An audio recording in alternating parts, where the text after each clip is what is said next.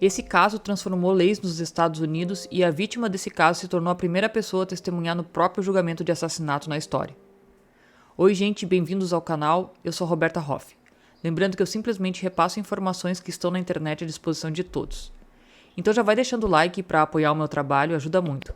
Se inscreve e aciona o sininho, tem vídeo terça e quinta às 18 horas. Nessa última terça não teve vídeo, mas na quinta-feira vai ter. E considerem se tornarem membros se quiserem e puderem. Aqui embaixo no Saiba Mais tem link da Amazon e da Magalu. Se vocês forem comprar algo nessas lojas utilizando esses links, vocês não pagam nada mais por isso e eu recebo um pouquinho e isso também ajuda o canal de alguma forma, beleza? E bora pro caso de hoje. O caso Judy Malinovsky.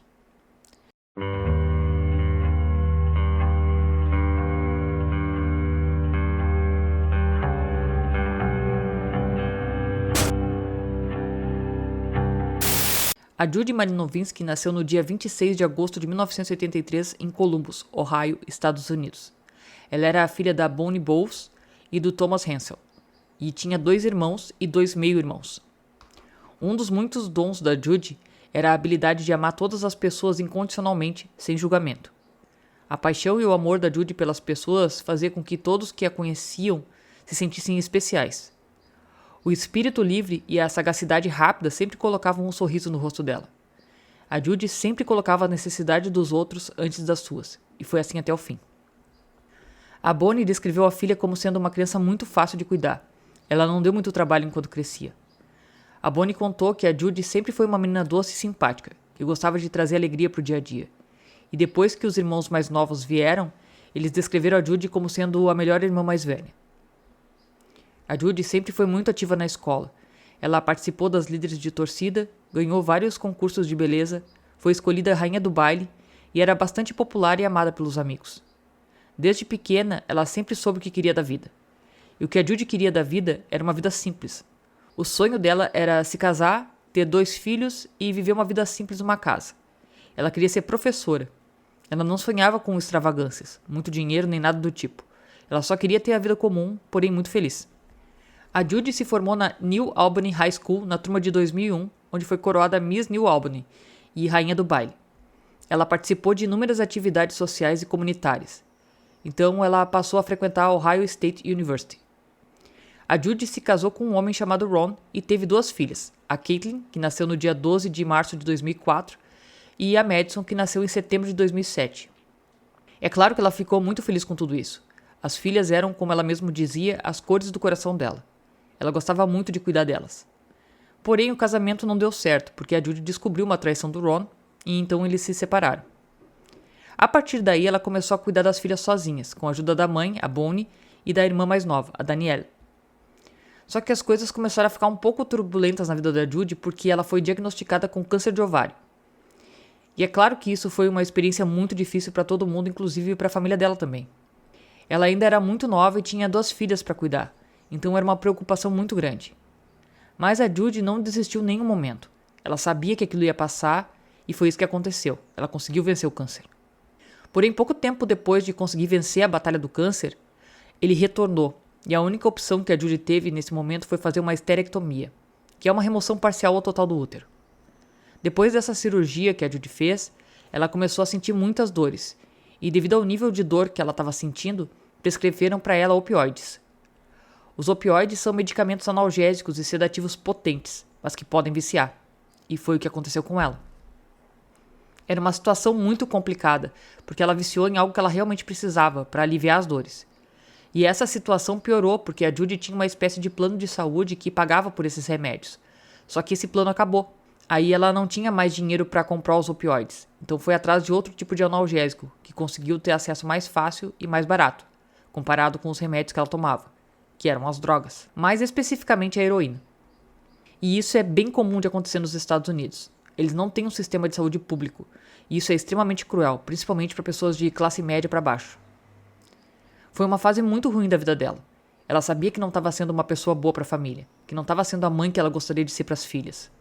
Ela disse posteriormente que essa fase foi tão turbulenta e tão nebulosa na cabeça dela que ela pensava que as filhas e a mãe elas estariam melhores sem ela por perto, que ela era um fardo. As 2 filhas dela foram ficar com a mãe, a Bonnie, e a irmã dela, a Danielle. Só que a Judy tinha algo dentro dela que sempre impedia que os outros fatores tomassem conta da vida dela. Ela não queria desistir. Ela queria mudar para participar da vida das filhas. Então ela se internou em um centro de reabilitação, um lugar chamado Parkside, para poder sair do vício, e ela conseguiu.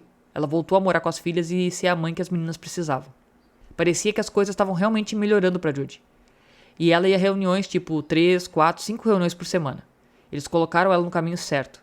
E agora ela estava morando com as meninas. Em abril de 2015, a Judy começou a namorar. Ela conhecia um homem chamado Michael Slager. Na verdade, ela já conhecia o Michael. Eles eram conhecidos de amigos em comum. Eles estavam na mesma turma de pessoas, mas não tinham uma convivência entre eles. Aí eles começaram a conversar pelo Facebook. O Michael começou a falar coisas bonitas pra Judy, dizendo que sempre que se sentiu atraído por ela, que sempre achou ela muito bonita. Então eles se aproximaram e iniciaram um relacionamento. A mãe da Judy, a Bonnie, não sentiu boas vibrações vinda do Michael. Ela não sabia explicar exatamente, mas ela sentia que tinha alguma coisa errada com o cara. A Judy tentou tranquilizar a mãe e falou que ela não deveria julgar ninguém pela capa, pela imagem que ele tinha, porque ele era um cara legal e ela estava gostando dele. Quando a Bonnie conheceu o Michael pessoalmente, ele mesmo tentou tirar essas imagens ruins que a mãe da Judy tinha dele. Ele começou a dizer pra ela que, apesar da cara um pouco mais fechada e muitas tatuagens, na verdade por dentro ele era um cara legal, amoroso. A Bonnie, a mãe da Judy, sempre foi uma mulher muito religiosa, e o Michael até se aproveitou disso, dizendo que Deus não gostaria que ela julgasse ele pela aparência. Então, no final das contas, a mãe da Judy acabou aceitando que estava pré-julgando ele e resolveu dar uma chance pra ele. Só que quando esse relacionamento começou, foi que a Judy mudou completamente o comportamento. A Judy voltou a usar drogas e o Michael parecia muito preocupado com essa situação. Ele procurava ajuda, falava com a mãe da Judy e dizia o que estava acontecendo, que estava preocupado porque a Judy estava indo para as ruas usar drogas novamente e que ele não sabia muito o que fazer. Ele chegou a ligar algumas vezes para o 91, pedindo ajuda da polícia, porque a Judy estava um pouco descontrolada. Algumas vezes ele ligava para Bonnie dizendo que a Judy tinha ficado fora de casa algumas noites e que ela não estava dormindo com ele. Ele estava preocupado. Teve uma vez que o Michael ligou para Bonnie dizendo que a Judy não estava conseguindo respirar, que ele estava desesperado e não sabia o que fazer. O Michael também chegou a chamar a polícia algumas vezes porque eles brigavam muito. Ele chamava a polícia, dizia que ela estava sob efeito de drogas e que estava muito violenta, e perguntava se eles podiam ajudar naquela situação. Parecia que a Judy tinha perdido o controle da vida dela de novo, como já tinha acontecido antes, mesmo agora estando com uma pessoa que de fora parecia estar preocupada com ela. Nesse ponto, o Michael e a Judy estavam morando juntos. O Michael se mudou para o apartamento da Judy, e o que acontecia também era que o Michael falava com a Bonnie, a mãe da Judy, e pedia dinheiro para ela, porque a Judy estava simplesmente gastando todo o dinheiro que entrava na casa e ele não tinha dinheiro para pagar as coisas básicas da casa, como luz, água. A mãe da Judy também ajudava nisso. Então, para a mãe da Judy, a Bonnie, ela pensava que o Michael estava ajudando a resgatar e a manter a filha dela e que era preciso ela ajudar eles também. Mas a realidade não era bem essa, porque o que começou a aparecer é que, ao invés do Michael tentar resgatar a Judy e ajudar ela de alguma forma, ele estava fazendo questão de mostrar para as pessoas que viviam ao redor da Judy, familiares e amigos, o quanto a Judy era ruim e como ela estava descontrolada. Por exemplo, ela começou a usar drogas de novo, e ele começava a dizer para todo mundo que ela era uma irresponsável. Ele ligava pedindo ajuda, mas não tentava resolver isso entre ele e ela como um casal. Parecia que ele sempre queria sujar o nome dela para os familiares, para as filhas, a mãe e os amigos. Na verdade, o que foi descoberto mais tarde era que o próprio Michael que tinha começado a trazer drogas para Judy. Desde o início do relacionamento, o Michael imediatamente já se mudou para o apartamento da Judy e se tornou uma pessoa muito obsessiva. Ele não deixava a Judy sair sozinha, não deixava ela sair para fazer as coisas que ela gostava e começou a tentar controlar totalmente a vida dela. Ele sabia da história dela, dos problemas que ela tinha com as drogas e com remédios. Ele sabia que ela ainda estava num processo de recuperação e que poderia ser muito vulnerável para uma recaída. Então ele recorreu às drogas e começou a trazer para dentro de casa, sabendo que isso era algo muito delicado para a Judy e que essa seria uma forma de conseguir controlar ela ainda mais através do vício. O Michael não usava drogas, então ele começou a comprar drogas e trazer para casa, incentivando a Judy a voltar a usar. E é claro que a Judy era uma mulher adulta, ela sabia das responsabilidades dela. Mas se sabe também, como em vários casos, o quanto é difícil quando uma pessoa está tentando sair de um vício, qualquer que seja. O vício das drogas é muito difícil, e quando você tem uma pessoa que você acha que está te apoiando, e ele teoricamente era essa pessoa que gostava dela, e começou a levar ela para esse caminho de novo, então isso ficava cada vez mais difícil para ela sair desse buraco. Assim que o Michael percebeu que tinha esse controle sobre a Judy, ele também começou a tentar interferir na relação dela com a mãe e com as filhas. Ele estava fazendo isso dizendo o quanto ela estava sendo uma péssima mãe e o quanto ela estava errada. Tinha momentos em que ele simplesmente ligava para a mãe da Judy para reclamar dela e só ficava falando mal da Judy o tempo inteiro. É claro que a mãe da Judy percebeu, em algum momento, que isso não era uma coisa certa, que aquilo estava muito estranho e que a impressão que ela teve do Michael no começo estava correta. Ele não era uma boa pessoa para estar do lado da filha dela. A Bonnie começou a perceber que o Michael estava fazendo toda essa situação e falando sempre muito mal da Judy como uma forma de controle, como uma forma de dizer que ela era uma pessoa péssima e que ele era o cara legal que aguentava e cuidava dela. Então era por isso que ele precisava ficar do lado dela o tempo inteiro. Porque se ele não estivesse ali, as coisas iam ficar piores. Só que nesse ponto, a Bonnie tinha perdido o contato que tinha com a Judy, de conversar com ela. Porque a Judy estava nesse estado da vida de novo, totalmente nebuloso. Ela tinha perdido o controle e o Michael estava sempre no meio. O dinheiro que a mãe da Judy mandava para o Michael, que ela achava que estava mandando para pagar as contas da casa, ele usava para comprar mais drogas para Judy. O relacionamento dos dois era extremamente tóxico, agressivo e abusivo, com o Michael não deixando a Judy ficar sozinha nem um minuto. Em alguns momentos, a Judy percebia que a situação que ela estava era crítica, que ela tinha que sair desse relacionamento. Então ela procurava a família para tentar pedir ajuda. Procurava a mãe, mas a família não conseguia fazer muita coisa, porque a Judy não conseguia passar pelo Michael. O Michael sempre estava perto. O Michael não saía do apartamento mesmo com a família pedindo para ele sair. A família falando que era melhor eles terminarem. Ele se recusava a sair de lá. Em alguns momentos, a Judy conseguiu sair do apartamento. Fazia as malas e saía. Ia dormir em um hotel próximo, alguma coisa do tipo. Só que o que acontecia era que a Judy ficava com crise de abstinência, porque naquele ponto ela já estava totalmente viciada de novo. E o vício fazia ela voltar. Aí quando a Judy voltava, o que o Michael fazia era exatamente continuar falando da Judy para a família, dizendo que era por isso que ele não podia ir embora, porque ela sempre voltava, que ela queria ficar com ele. Só que a família sabia o que estava acontecendo. A gente sabe o quão difícil é sair de um relacionamento abusivo por si só, quando não tem drogas envolvidas. Imaginem com as drogas. Porque aí, o que a pessoa já tem dificuldade emocionalmente de largar no relacionamento, agora tem a dificuldade física, porque o corpo dela estava sempre pedindo por aquela droga. E tudo isso aconteceu em pouquíssimos meses. O relacionamento deles começou em abril de 2015 e isso tudo estava acontecendo em agosto. Ou seja, foram só 4 meses e escalonou dessa forma. Perto do final de maio de 2015, enquanto ela estava conversando com a mãe, ele descobriu uma conversa delas e disse que se desconfiasse que ela ia deixar ele ia matar ela, para ver a gravidade do abuso antes de julgar a moça. O Michael vivia ligando para a polícia, porque segundo ele, ela estava sempre drogada e agredindo ele. Só que teve uma vez que a Judy ligou, dizendo que ele era o abusivo, que ele não deixava ela fazer nada, nem sair do apartamento. Ele agredia ela física e a mãe dela disse que uma vez ele chegou a estrangular ela. A polícia chegou a perguntar como poderia ajudar. Lembrem que o Michael ligou várias vezes para a polícia para tentar pintar uma versão irresponsável dela.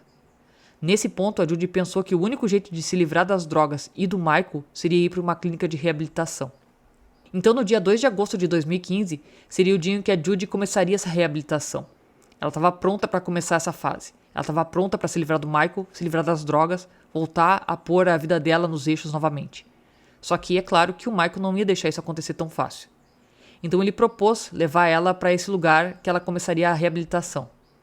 A mãe da Judy disse que teve um pressentimento muito ruim quando soube que o Michael ia levar ela até o centro de reabilitação. Como se a Judy não fosse conseguir chegar lá e ela estava certa. Alguém ligou para o 911, porque tinha uma mulher pegando fogo em um posto de gasolina. Aparentemente, a polícia não tinha muita certeza do que estava acontecendo, até porque a pessoa que fez a ligação estava muito nervosa. Aparentemente, eles acharam que fosse um incêndio menor no posto de gasolina. Porém, quando eles chegaram lá, eles encontraram uma mulher totalmente queimada. As roupas dela estavam totalmente coladas no corpo. Eles não conseguiam diferenciar a roupa da pele dela. Essa mulher era a Judy. Do lado dela estava o Michael com pequenas queimaduras pelo corpo. Os dois foram levados para o hospital porque eles viram que ela ainda tinha sinais vitais. A polícia queria entender o que tinha acontecido. Ao redor tinha algumas testemunhas, mas o mais importante, o posto tinha filmagens do que realmente aconteceu. E isso é muito importante. Na filmagem, poucos minutos antes da Judy ser queimada, uma caminhonete preta podia ser vista correndo para o estacionamento. Um homem de suéter vermelho sai furioso da caminhonete. A mulher fica parada na sombra à esquerda enquanto o homem caminha na direção dela. Eles parecem estar discutindo antes que a Judy recue, jogando um refrigerante no Michael. O vídeo dura vários minutos antes que a câmera pegue o Michael despejando algo nela. Segundo Michael, ele disse que se inclinou para acender um cigarro para a mulher e que foi um acidente. Mas olha como ele recua lentamente enquanto a Judy pega fogo. Ele não parece surpreso ou assustado. A verdade era que ela não era a primeira vítima dele, mas por enquanto ninguém sabe se ela vai sobreviver. Ela foi levada às pressas para o Centro Médico Wexner, na Universidade de Ohio, onde entrou em coma. A mãe da Judy ficou em choque quando soube o que houve com a filha e se deslocou para o hospital em que ela estava. A Bonnie, a mãe da Judy, não tinha ideia do que tinha acontecido com a filha. Ela só sabia que ela tinha sido queimada e precisou ser colocada no suporte de vida. Quando ela chegou no hospital, ela foi até o Trauma Bay com a ajuda de uma enfermeira. Mas enquanto elas caminhavam até a cama da Judy, a Bonnie tomou o caminho errado e acabou passando pelo quarto do Michael. Ela começou a perguntar para ele onde estava a Judy, e ele só dizia que tinha sido um acidente. Antes que ela pudesse perguntar do que ele estava falando, ela foi tirada do quarto pelos policiais. Quando finalmente ela chegou ao lado da Judy, nada pôde preparar ela para a condição em que a filha se encontrava. Ela disse que ficou desesperada, perguntando se havia esperança para a filha. Os médicos não disseram que havia esperança. Eles não disseram nada. Judy Malinovinsky, de 31 anos, estava queimada em mais de 80% do corpo. Ela estava irreconhecível. Eles têm uma equação que se baseia na idade do paciente e na porcentagem do corpo queimado. No caso da Judy, ela tinha 31 anos e aproximadamente 80% do corpo queimado, o que deu a ela uma mortalidade de 110%, ou seja, era questão de tempo para ela morrer. Ela teve queimaduras de 3º e 4º grau, praticamente no corpo inteiro. Algumas fontes falam mais de 80%, outras fontes falam mais de 90%. Mas, assim, gente, qualquer valor desses, mais de 80% ou de 90% era muita coisa. Ela estava irreconhecível. Nada do rosto da Judy tinha sobrado. Ela tinha perdido as 2 orelhas, a parte de fora da orelha, não tinha mais nada, tudo tinha queimado. Enquanto a Judy estava em coma, mal conseguindo sobreviver, o Michael Slager estava sentado em uma cama a poucos metros de distância com queimaduras nas mãos. Os policiais sabiam que os dois estavam no hospital. Eles viram as filmagens e foram falar com o Michael, porque agora eles sabiam o que tinha acontecido. Estava bem claro pelas imagens, fora as testemunhas que falaram que eles estavam brigando, que o Michael jogou aquilo em cima dela e que voltou e atirou fogo, que foi tudo muito rápido. Eles não conseguiam fazer nada ali naquele momento, a não ser chegar e tentar apagar esse fogo o mais rápido possível. A história que ele contou aos policiais levantava questões sobre o que realmente tinha acontecido. De acordo com Michael, a Judy havia enchido a caminhonete com gasolina e acidentalmente derramou um pouco de gasolina em si mesmo. O Michael então foi acender um cigarro para ela, que foi quando ela de repente pegou fogo. A história dele fazia parecer que tinha sido um acidente, e para os investigadores, sem o ponto de vista da Judy, o Michael parecia inocente. A polícia estava preocupada com a morte da Judy e com a possibilidade de não registrarem nada. Eles queriam que a voz da Judy fosse ouvida o mais rápido possível. Só que o problema é que eles teriam que tirar ela da sedação. Isso seria imensamente doloroso. Os policiais, nesse momento, não sabiam se ela ia conseguir escutar de alguma forma. Os médicos estavam esperando que ela vivesse por algumas horas. Ela estava viva, com aparelhos, mas em algum momento eles acreditavam que ela iria vir a óbito. Ela não conseguia falar e os médicos acreditavam que ela nem estava conseguindo enxergar também. Mas os detetives precisavam de alguma forma tentar conversar com ela. Então, depois de muito debate com os médicos, eles decidiram, junto com a polícia, de diminuir um pouco a sedação da Judy para ver se ela conseguia responder, pelo menos, breves perguntas do detetive. Tudo o que a Judy conseguia fazer nesse momento era só balançar um pouco a cabeça. Ela não conseguia falar, não conseguia fazer nada. Então os policiais fizeram apenas 2 perguntas para ela nesse momento. Eles perguntaram se ela tinha derrubado um pouco de gasolina nela mesma e ela balançou a cabeça dizendo que não. Depois perguntaram se o Michael tinha derrubado a gasolina nela e ela balançou a cabeça dizendo que sim. Com a resposta dela, a polícia tinha a informação necessária para progredir com a investigação. Bom, depois disso, é claro que os policiais voltaram a falar com o Michael, agora confrontando aquela versão dele. Ele achou que a polícia tinha acreditado que tinha sido só um acidente. Então eles voltaram a falar com o Michael e falaram que eles tinham um vídeo, que tinham testemunhas e tinham o depoimento da Judy. De início, o Michael ficou meio resistente em falar alguma coisa. Ele chegou a falar de um advogado, mas depois ele resolveu contar outra versão do caso. Ele disse que realmente eles discutiram, que eles estavam numa discussão muito acalorada e que a Judy jogou uma bebida nele. Jogou um copo de bebida nele. Ele ficou muito nervoso e resolveu jogar gasolina nela. Porque na cabeça dele, ela tinha sujado a roupa dele, então ele ia sujar a roupa dela. Só que ele jogou gasolina. E segundo ele não pensou em atear fogo nela. Segundo ele, no momento em que ela pegou fogo, eles já tinham feito as pazes. Só que entre o tempo em que ele jogou gasolina nela e o tempo que ele acende um isqueiro é menos de 30 segundos. A polícia, lógico, não acreditou na história dele. Até porque as pessoas que estavam em volta disseram que eles estavam brigando feio antes dele jogar gasolina nela. A polícia, nesse ponto, decidiu investigar mais sobre o Michael e começou a procurar sobre o histórico criminal dele. Eles descobriram um passado bem sujo, e era um passado que a Judy não sabia e nem a família dela conhecia. O Michael tinha um histórico criminal muito longo. Ele foi acusado várias vezes de roubo, perseguição, ameaça, agressão doméstica. Ele também tinha na ficha criminal ameaça contra crianças e ele foi um criminoso sexual registrado durante um tempo. Ou seja, ele completou o bingo do criminoso. Se a gente for pensar em tudo que o Michael estava fazendo com a Judy, tudo casa perfeitamente com o que ele tinha na ficha criminal dele. Tinha muita coisa, mais de 38 acusações. Para os policiais, parecia que ele tinha um certo padrão. Ele tentava se envolver com pessoas vulneráveis. Ele já conhecia a Judy entre os amigos em comum, sabia quem ela era. Provavelmente sabia dos problemas que ela teve com os remédios da cirurgia e que depois evoluíram para um vício em drogas. Ele sabia que de alguma forma ela era uma pessoa vulnerável.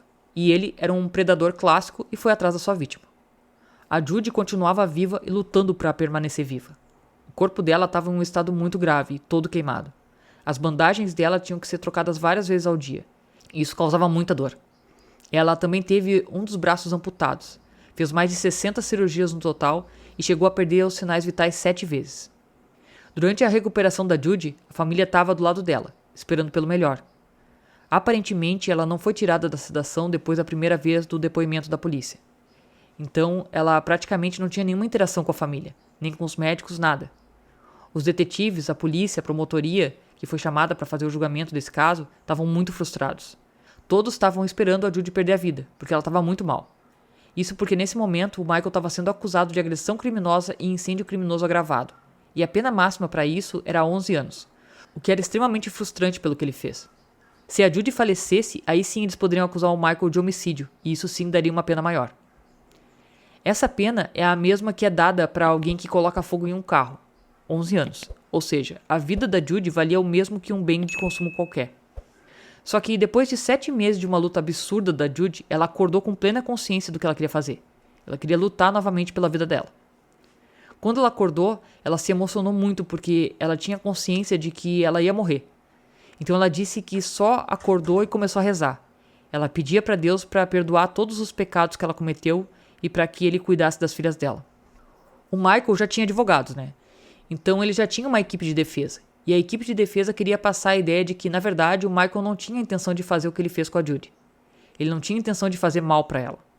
Eles só estavam ali naquela briga e ele jogou a gasolina nela, mas não tinha intenção de colocar fogo nela. E eles chegavam a falar também que o Michael não queria fazer mal para ela, até porque ele estava levando ela para reabilitação e também pegou um extintor para apagar o fogo. Sendo que no vídeo ele aparece colocando fogo nela e sentando ao lado e observando ela queimar. Ele só foi pegar o extintor quando viu que tinham mais pessoas olhando o que estava acontecendo e que essas pessoas foram atrás de extintores. Para a defesa do Michael estava tudo muito confortável, porque eles acreditavam que a Judy jamais sairia do coma, que ela jamais poderia testemunhar e que em breve ela ia falecer. Então eles sabiam que eles não teriam a versão dela dos fatos. Só que agora a Judy acordou e a Judy queria falar. E quando eles ficaram sabendo que a Judy estava disposta a testemunhar no tribunal, a defesa começou a ficar um pouco mais assustada e a pensar em uma outra alternativa.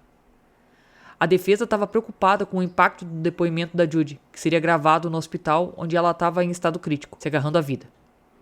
Eles temiam que esse depoimento pudesse ser uma evidência poderosa contra o Michael em um futuro caso de homicídio, especialmente após a morte dela. Diante disso, a defesa decidiu não contestar as provas apresentadas, o que significava que, embora o Michael não admitisse ser culpado, ele também não se declararia inocente. Essa estratégia visava evitar que o julgamento acontecesse, já que sem contestação não haveria espaço para ouvir o depoimento da Judy. Assim, a defesa buscava proteger o Michael de um julgamento que poderia ser prejudicial para ele, considerando a força do testemunho da Judy. E mais uma vez, dessa forma, o Michael controlava a situação. Ele tirou a chance da Judy de contar a história dela. Ele silenciou ela mais uma vez. Não teve o julgamento e a juiz acabou sentenciando o Michael a 11 anos de prisão, que era o máximo que ela poderia fazer nesse momento. E ela disse que o Michael parecia ser daquelas pessoas que não tinha alma e que ele precisava ser encarcerado. No momento em que ela fala, dá pra ver que ela ficou bem frustrada com o tempo que ela conseguiu dar pro Michael, porque ele estava sendo condenado apenas pelo incêndio criminoso agravado. Ela chega a dizer que a culpa é dos legisladores por não poder dar uma sentença maior, porque ela deu o máximo que estava na lei. A Judy, quando soube que ela não poderia testemunhar, que o Michael foi condenado a apenas 11 anos, ela ficou muito triste. Ela chorou muito porque dizia que simplesmente não era justo. Ela tinha perdido a vida dela, a relação que poderia ter com as filhas, e ele só ia ficar 11 anos preso, se muito, e depois sair. No hospital, a Judy chorava muito, expressando raiva. O documentário retrata como essa situação afetou a dinâmica familiar, especialmente das filhas, que eram adolescentes e pré-adolescentes. Elas não conseguiam compreender plenamente a realidade de um relacionamento abusivo e os desafios relacionados ao vício em drogas. As meninas frequentemente questionavam a avó, a Bonnie, a mãe da Judy, sobre as razões que levaram ela a essa situação. A Bonnie tentava sempre explicar que quem estava em julgamento e quem deveria ser julgado e condenado eram Michael e não a Judy. A Bonnie tentava sempre falar sobre a história e a luta da Judy para as netas, porque as meninas eram muito novas. E nesse momento elas não conseguiam ainda assimilar tudo, principalmente a menor. Essas eram questões que surgiram, mas em nenhum momento as filhas ficaram contra a mãe ou ficaram de alguma forma afastadas da mãe. Em algum momento, a Bonnie tentou pedir uma espécie de auxílio do governo para as vítimas. Só que, no estado de Ohio, a Judy não poderia fazer parte desse auxílio, porque eles não aceitavam quando a vítima estava sob influência de alguma substância. E no caso, quando aconteceu isso com a Judy, ela estava tentando se livrar do vício. Ela ainda estava sob efeito das substâncias. Então, ela não poderia ser aceita nesse programa, o que deixou a mãe da Judy extremamente triste. Outra parte cruel do sistema. A família de uma vítima paga por ela sofrer algo quando ela estava sob influência de uma substância. Então, nesse momento, o Michael foi condenado a 11 anos. A Judy estava no hospital e ela permaneceu lá, tentando se recuperar e ter algum tipo de vida. Nesse momento, o próximo foco da Judy e da família era tentar alertar e ajudar as outras mulheres para que não chegassem nessa situação. Junto com isso, eles também queriam mudar a legislação. Eles acharam que era muito ridícula essa pena que o Michael levou. Eles precisavam mudar isso. Então eles criaram a Lei de Judy e queriam que essa lei fosse aprovada. Essa lei exigiria sentenças mais duras para agressores como o Michael, que desfigurassem permanentemente suas vítimas. Como a própria Judy falou, e a mãe também, a sentença que a Judy recebeu foi perpétua. Aquela era a condição de vida que ela ia ter até o fim dos dias dela. Ela ia ficar para sempre totalmente desfigurada e com graves problemas de saúde. Ela perdeu partes do corpo, não poderia mais ter a vida que ela tinha antes, não poderia mais ser a mãe que ela era antes. Então, era muito injusto essa pena tão leve com ele. A Judy e a família ficaram nessa luta da lei de Judy e também alertando as mulheres, tentando falar sobre relacionamentos abusivos e tóxicos e também falando sobre a questão das drogas. A Judy passou 2 anos na cama de hospital lutando por todas essas coisas e tentando fazer algo positivo da situação em que ela estava. E isso foi muito triste porque em nenhum momento ela foi para casa. Em nenhum momento ela conseguiu ter a vida dela de volta. Só que é claro que chegou um momento em que a família da Judy e os médicos perceberam que a Judy estava ficando cada vez mais fraca, que a situação dela era cada vez mais crítica. E os promotores do caso não tinham desistido de condenar o Michael à pena de morte ou à prisão perpétua.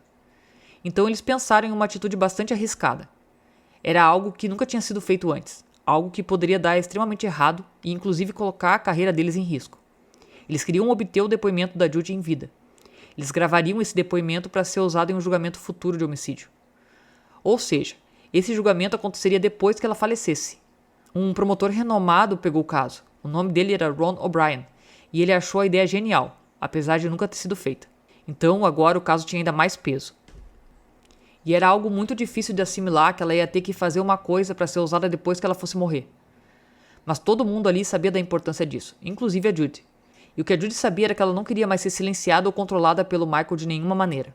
E essa seria a sua última atitude, que as pessoas ouvissem a voz dela, ouvissem a história dela através dela. Ela queria contar. Eles não queriam ficar só com a versão do Michael dos fatos. Bom, os promotores tinham que fazer tudo de uma maneira correta. Eles precisavam fazer de uma maneira que isso fosse aceito posteriormente em um julgamento. E uma das coisas que eles sabiam que teriam que fazer era diminuir a medicação da Judy, porque ela não poderia estar sob influência de nenhum medicamento forte na hora do depoimento. Porque senão eles poderiam alegar mais tarde que ela estava sob influência de substâncias e que esse depoimento não ia poder ser aceito. Então eles pensaram em tudo antes e tiveram que reduzir a medicação dela. Ou seja, além de dar esse depoimento ali numa cama de hospital, no estado em que a Judy estava, ela teria que fazer isso sentindo muita dor. A irmã da Judy, a Danielle, disse que ficou muito orgulhosa da irmã pela atitude que ela estava tomando, mas que ao mesmo tempo não se surpreendeu, porque ela sabia que era exatamente assim que a irmã dela agia. Que ela era uma lutadora.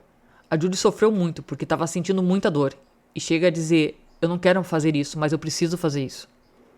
Obviamente a defesa do Michael, quando ficou sabendo de tudo isso, tentou lutar contra essa ideia de colher o depoimento dela em vida. Eles começaram a alegar que o Michael não teria o direito de confronto ali, com a Judy, porque esse depoimento já estaria gravado. Então, eles não poderiam, na hora do julgamento, confrontar o que a Judy estava falando. Eles queriam que o Michael estivesse no quarto no momento do depoimento da Judy, para que ela pudesse olhar na cara dele quando ela desse o depoimento. Até nesse momento, o Michael estava tentando controlar a Judy, fazer ela ficar com medo. Era como se ele estivesse no quarto, talvez ela não tivesse coragem de dizer as coisas que ela queria dizer. Aparentemente, agora ele queria confrontar a Judy, coisas que ele não queria fazer antes. Só que o juiz desse caso acatou e disse que sim, esse depoimento poderia ser colhido ali na cama de hospital, gravado para ser utilizado em um futuro julgamento. E foi isso que aconteceu. Em uma cama de hospital, a Judy ficou 3 horas respondendo todas as perguntas da promotoria e também da defesa do Michael, porque eles também puderam fazer perguntas para Judy. A única coisa, claro, era que o Michael não estava junto. E foi muito emocionante o momento. A Judy levantou a mão para fazer o juramento que ela ia falar só a verdade. Foi difícil para ela dar o depoimento, porque era muito difícil de falar. Ela contou exatamente o que aconteceu. Ela disse que quando chegaram no posto de gasolina, eles estavam discutindo há cerca de 5 ou 10 minutos dentro do carro. Quando ela saiu do carro, a discussão aumentou. Ela disse que jogou uma bebida no Michael, e ele saiu e voltou com aquele galão de gasolina. Ela disse que se lembra que a gasolina caiu nos olhos dela, que entrou pela boca e ela sentiu a gasolina queimando a garganta dela. Então ela lembrava de todos os detalhes do fato em si. Ela disse que se lembrava inclusive da hora em que ele estava chegando com o isqueiro, que ela pediu para ele não fazer nada, que era para ele se afastar. Mas ela se lembra dos olhos dele naquele momento e disse que estavam completamente pretos, que não havia sentimento nenhum, não tinha emoção nenhuma. E ela se lembra também que ela gritou quando sentiu que estava pegando fogo e viu o Michael sentado, sem fazer nada. Então foram feitas perguntas bastante específicas para ela sobre esse episódio que aconteceu. Ela respondeu tudo. Ela também falou de como estava sendo a vida dela agora, depois de tudo isso. Que ela não conseguia fazer praticamente nada, que tinha perdido o convívio com as filhas e ela tinha perdido a possibilidade de ser a mãe que sempre quis ser para as filhas. As dificuldades de dinheiro, de tudo, de se manter e viver dentro de um hospital. Ela deixou bem claro que o Michael tirou tudo isso dela naquele dia. Naquele dia que ele decidiu torturar e matar ela. Os advogados de defesa do Michael tentaram descredibilizar ela. Queriam saber se ela lembrava da roupa que ela estava usando no dia. Ela não lembrava. Até porque isso era irrelevante, perto do trauma que ela sofreu. Após 3 horas de depoimento, a Judy ficou exausta, tanto física quanto mentalmente, a ponto de tremer ao falar com a mãe, demonstrando que havia esgotado as forças para se manter firme. Embora ela tenha conseguido gravar o depoimento, a saúde dela se deteriorou rapidamente em seguida. A Danielle, a irmã da Judy, comentou que ela estava se tornando cada vez mais fraca e quase vegetando na cama do hospital.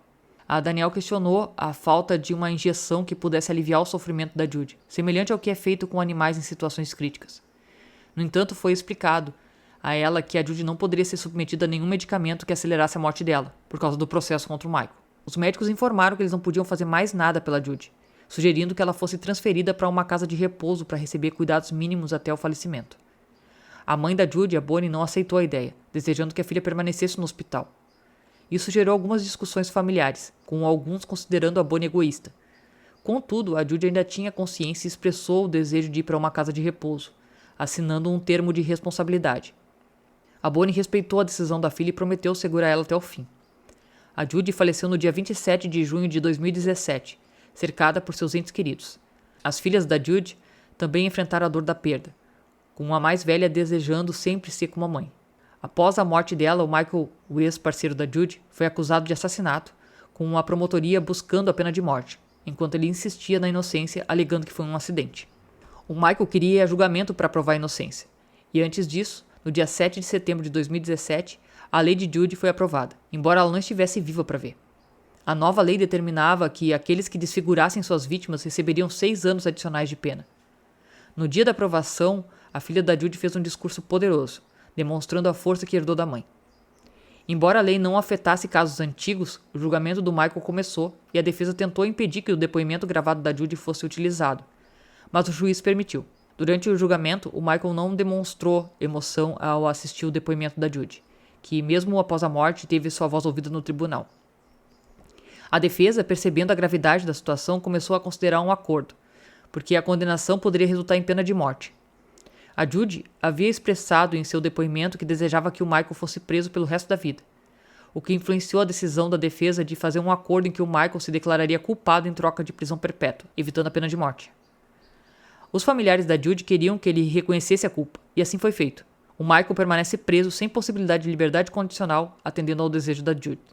Após o julgamento, a luta da Judy continuou através da mãe e das filhas, que se dedicaram a alertar sobre relacionamentos abusivos e a importância da nova lei.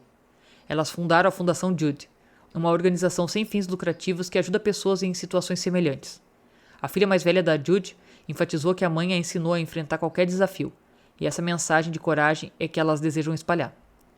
A Fundação Judy oferece apoio a vítimas de relacionamentos abusivos, vícios em drogas e tráfico de seres humanos, além de ajudar as famílias dessas vítimas. Elas promovem documentários e livros sobre esses temas e criaram a Casa de Judy, um abrigo onde vítimas podem se refugiar, especialmente aquelas que não têm para onde ir, incluindo com os filhos. A fundação também busca expandir a lei de Judy para outros estados, visando proteger mais pessoas.